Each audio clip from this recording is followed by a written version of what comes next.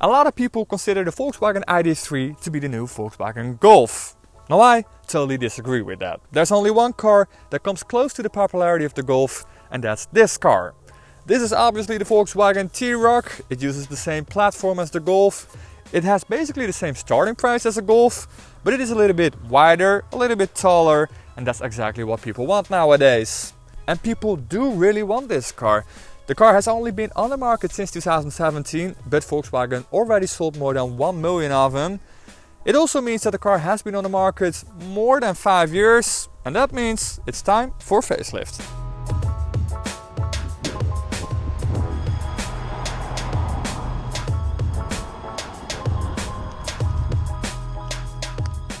At this moment in time at Volkswagen you can buy 5 SUVs that aren't fully electric. You have the T-Cross, you have the Taygo, you have the T-Roc, you have the Tiguan and of course the Touareg. Now all these SUVs have their own pros and cons. Take for example the Taygo, which is their newest SUV. It's a pretty sporty looking SUV. It has a very dramatic sloping roofline at the back, but it's not the most practical SUV. And then there's the T-Cross, which is a pretty compact SUV, but it is very family friendly and very practical indeed. And then there's the T-Roc, which is basically a combination of the T-Cross, the Taygo and the Tiguan. It's a pretty tough looking car, it's a pretty sporty looking SUV, and you also get that sloping roofline at the back. And the T-Cross is the bigger brother of the Polo, and this T-Roc is basically the bigger brother of the Golf. Like I said, it's built on the same platform, it's only a little bit wider, a little bit taller, but oddly enough, it is a little bit shorter than the Volkswagen Golf. And the T-Roc has been on the market for around 5 years now, and so the car has been giving a facelift. This is the renewed version standing next to me. And you can recognize this new version by a couple of exterior details. For example, there's now a new grille with this honeycomb pattern that you get now. You don't have to pay extra for the LED lights that I have on this particular version of the T-Roc, because LED lights are now standard on this car. However, if you pay extra again, you go for the design package for example, you can get matrix LED lights as well. As always with a facelift, you also get new bumpers at the front and at the rear.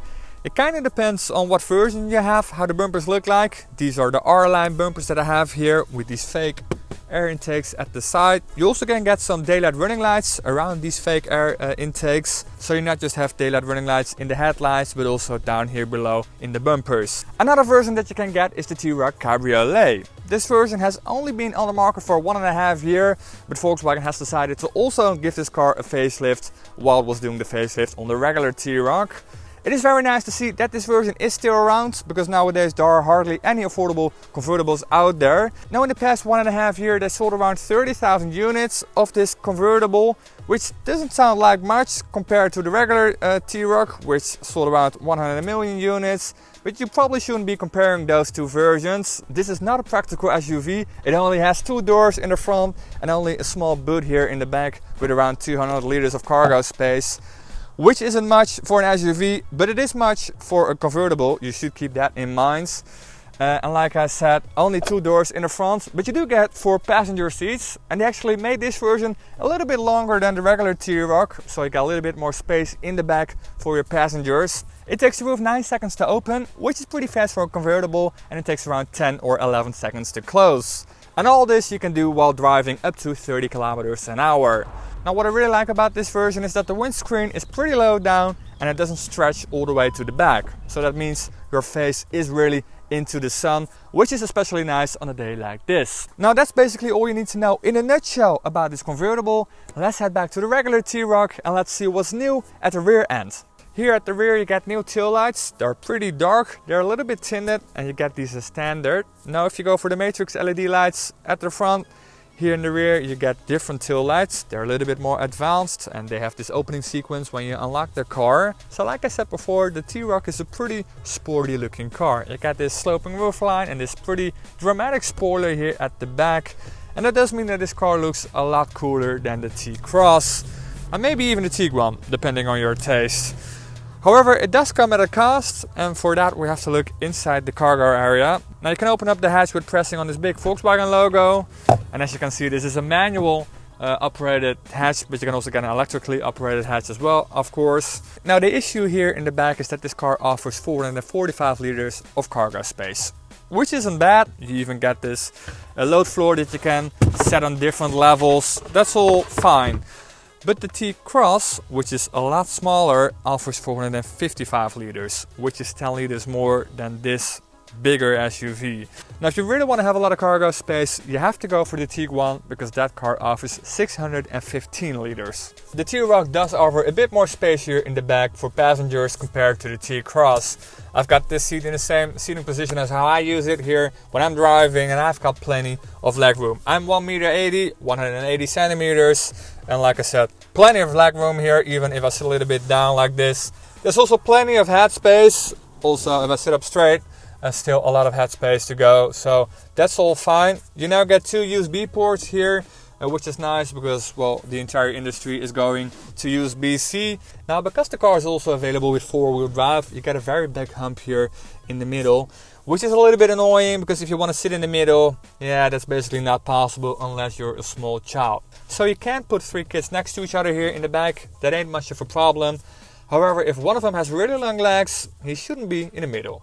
You can armrest here in the middle with some clever cup holders. They're clever because you can pull out this plastic bit here and you can set it to different positions depending on what size drink you have here in the back. What else do you have here? You got some new materials for the seating here. You got some Alcantara here on this R line that I have here. It's not really Alcantara, it's like microfiber, which is basically the poor man's Alcantara. But that doesn't matter because it really looks cool and it feels nice and soft. What doesn't feel nice and soft are the door panels. They're made of hard plastic, and basically the entire door panel is made of hard plastic, so that's not that nice. However, you do get some soft fake leather here on the armrest, which is basically the most important part of the door panel, because you always touch that with your arm. Now let's have a look at the dashboard.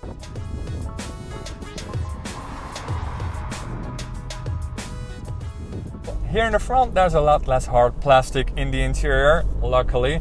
That was always my biggest complaint about the T-Roc. There was just way too much hard plastic in the interior. Now that has all gone. Volkswagen has listened to my complaints, and now there's a lot of soft materials here. Not just this soft top layer that you get, and also this soft cover just above the digital gauge cluster, but also here on the door panels there's a lot of soft material. Here on the armrest, it all looks and feels a lot nicer now. And all the hard plastic that is still here in the interior is finished in this glossy black material, which looks pretty nice. It's very trendy nowadays. You can see it in a lot of new cars. Again, it looks really nice, but it is pretty hard to keep clean. A lot of dust will collect there, also a lot of fingerprints there. So you kind of always need a cloth somewhere here in the interior to make it clean basically on a daily basis. So that's a bit of a downside. So what else is new here in the interior? Well, there are a lot of new screens and new panels here. Let's discuss them all one by one. Let's start with the infotainment system and the infotainment screen. You now can get new screens here. They have actually moved up a little bit because before they were somewhere here in the middle in the dashboard, and now they're more on top of the dashboard. The screen that I have here is not the biggest screen that you can get, but it may be the best screen that you can get, because this is the smallest version, but this one still has 2 physical dials on the side, which are very nice to have to control the volume, but also control the menus with the one on the right, and even to zoom in and out on the navigation screen. So I would actually go for this screen, how weird as that may sound. I wouldn't go for the biggest one, but I would go for this one. Especially because here in the front you now get a digital gauge cluster as standard, and on this screen you can project the navigation map. So you don't really need this big screen for instance the navigation map, only for the menus, for the radio settings and stuff like that, because you already have this big screen in front of you for the navigation map. I have to say the infotainment system works very fast indeed. It's very easy to operate even on this smaller screen. Then we go to the climate controls. On the previous version of the T-Roc you had 3 separate different dials, but they're all gone now. Instead of those you get sliders now, like you have in the ID3, ID4 and also in the Golf 8. You operate these sliders with just sliding your fingers across them, and then you can set the temperature or the fan speed. Then let's talk about motor options. There's still a lot of motor options to choose from, both diesel and petrol. Diesel, that's the 2-liter diesel engine. And for petrol, you got 110, 150, 190 and 300 horsepower available. 300 horsepower is of course in the T-Roc R.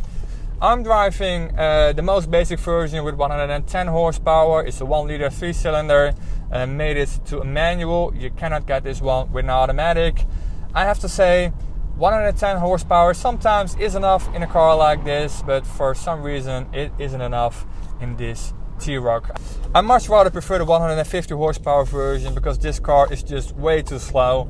And of course, speed is not always that important, well, not for everybody at least, but it's just a lot of hard work in this car to get this car going. So I would definitely go for that 150 horsepower version. It will give you a lot more comfort. It's much more pleasant to drive. Because don't forget, this car is a very pleasant car to drive. It always was and it still is. They haven't changed much to the driving experience, but it's still a very pleasant car to drive, even if it's a bit low on power, like in this particular version. So that's it for this video. I hope you liked it. If you do, don't forget to hit that like button. And if you want to see more videos like this in the future, don't forget to hit that subscribe button. And I'll see you in the next one.